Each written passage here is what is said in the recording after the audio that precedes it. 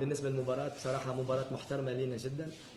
صحيح، خرجنا صفر نقطة اليوم، لكن خرجنا صفر نقطة صحيح، لكن فما برشا اشياء ايجابيه في المباراه.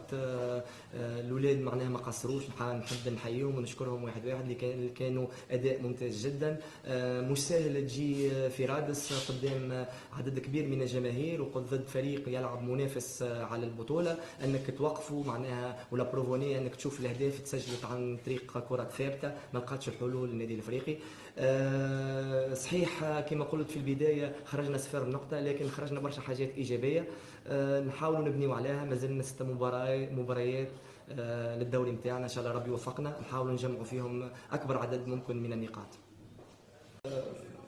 معناها مأمنين بالطبع، مأمنين ويظهر لي شفتوا اليوم الأداء نتاع اللاعبين أحسن جواب للسؤال نتاعك، أنه ناس ديسيدي، ناس تحب تقلع ماتشواتها وتحب تنيغوسي كل مباراة على حدة وتحاول تجمع نقاط من كل مباراة.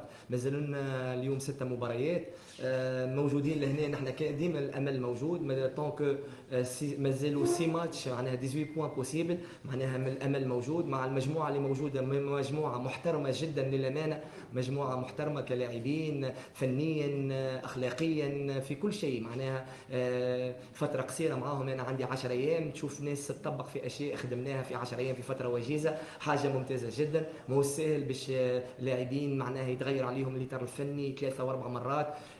جاوا معايا الفترة الأخيرة دي في 10 أيام، فما برشا حاجات إيجابية شفناها اللي ركزنا عليها، لكن فما أشياء سلبية خاصة كي نضيع التركيز في الاوقات الاخيره.